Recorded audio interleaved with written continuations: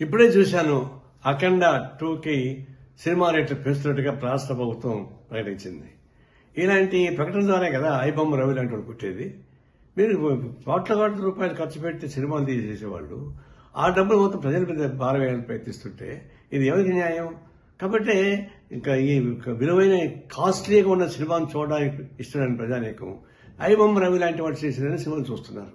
మీరే కదా సూచిస్తున్నారు. మళ్ళీ అతను అరెస్ట్ చేసే హక్కు మీకు ఎక్కడ వచ్చింది? ఈ ప్రభుత్వానికి నైతిక హక్కు లేదు. ఐబొమ్మ లాంటి వాళ్ళని అరెస్ట్ చేసే నైతిక హక్కు మీకు లేదు. ఎందుకంటే మీరే సృష్టిస్తున్నారు అటువంటి వాళ్ళని. ఇప్పుడు ఆయన జైలు పెట్టి ఇంకా చాలా మంది వస్తారు. ఇలాంటి సినిమాలని రేట్లు పెంచి దివాళాపూరితంగా సంపన్న వర్గాల ఒడిగని చేస్తూ సామాన్య ప్రజానికాన్ని జోబులు కొట్టేసేటువంటి తిరుక్షోరం చేసేటువంటి అయిపోతున్నారు. ఇంకా రాబోతున్న సినిమాలు 6-7 సినిమాలు రాబోతున్నాయి. అవి ఎందుకు పెంచుతారు ఇంకా అంటే అట్లా పెంచుకుని పోయి ప్రజలను భారం వేస్తుంటే ఇట్లాంటి ఐబొమ్మ రవి లాంటి వాళ్ళు చాలా మంది పుడతారు. వాళ్ళు రావడం మీ చేత కాదు.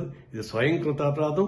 వ్యవస్థలో చేస్తున్నటువంటి అనేక అరాచకాల భాగంగా ఇది ప్రభుత్వం తగిన చర్యలు తీసుకోకపోతే ఇలాంటి అరాచకాలు జరుగుతూనే ఉంటాయి. తక్షణం ఈ సినిమాలు ఆ పద్ధతి ప్రజలకు దూరం చేయబాకండి. ప్రజలు సినిమా థియేటర్లకి ప్రజలకు దూరం పెంచేస్తున్నారు. సినిమా థియేటర్లో 100 రోజులు 50 రోజులు ఆడుతూ ఉంటే జనం చూస్తారు సామాన్య ప్రజలకు. మీరు 3 రోజులు మొత్తం డబ్బులు వారుకున్న తర్వాత అది ఎవరు చూస్తారు? అంటే సినిమా థియేటర్లకి ప్రజానీకానికి దూరం చేస్తున్నారు. కళామతలకి ప్రజలకు దూరం చేస్తున్నారు. ఇది అత్యంత ప్రమాదకరమైన ధోరణి. ఇలాంటి విలాసవంతమైన సినిమాలు తీసి వాళ్ళు నష్టం అవుతున్న భయంతో ప్రజల మీద భారం వేస్తే ఇది ప్రజలు ఊరికే ప్రసక్తి లేదు. మేము తీవ్రంగా ఖండిస్తున్నాం.